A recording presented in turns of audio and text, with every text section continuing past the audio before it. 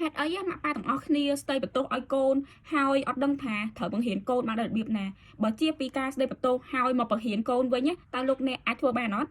មូលហេតុដែលអត់មានអ្នកគេប្រាប់ខ្ញុំដែលឈប់ស្ដីបន្ទោសឲ្យកូនងាកមកបង្រៀនកូនឲ្យដឹងពីរបៀបនិងការរស់នៅវិញមិនបានអត់មានអ្នកគេប្រាប់ខ្ញុំចឹង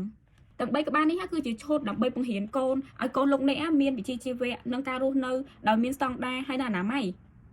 សភៅទី1គឺបាននិយាយអំពីការគ្រប់គ្រងពេលវេលាការគ្រប់គ្រងពេលវេលានេះគឺសំខាន់មែនទែនសម្រាប់កុមារដែលគាត់អាចដឹងក្តីហើយគាត់ចេះការគ្រប់គ្រងពេលវេលាដោយខ្លួនឯងនៅក្នុងនេះគឺការគ្រប់គ្រងពេលវេលាទាំងការញ៉ាំបាយការហូបចុកការធ្វើ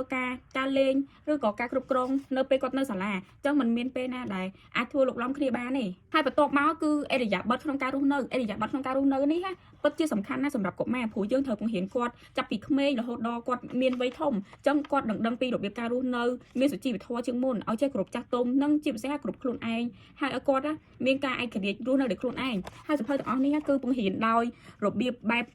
តុក្កតាលោកអ្នកអាចមើលបានខាងក្នុងគឺរបៀបតុក្កតាដែលជារឿងនិទានដែលអាចឲ្យគាត់ហ្នឹងស្ដាប់យល់ឲ្យគាត់ចូលចិត្តទៀតហើយបន្ទាប់មកគឺការពារខ្លួននេះគឺសំខាន់មែនទែនសម្រាប់គាត់នៅក្មេងៗហើយនឹងមេដាបេដាព្រោះយើងអាចមើលឃើញថាគាត់នឹងមានគ្រោះថ្នាក់អីទេអញ្ចឹងយើងនឹងការពារគាត់ហើយគាត់នឹងដឹងមុនពីរបៀបការពារខ្លួនគាត់ដែរ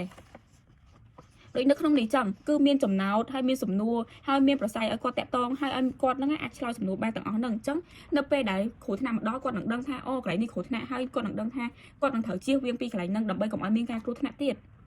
បើសិនជាលោកអ្នកចង់ឲ្យជីវភាពប្រចាំថ្ងៃរបស់លោកអ្នកកាន់តែប្រសើរជាងមុនហើយកូនរបស់លោកអ្នកកាន់តែ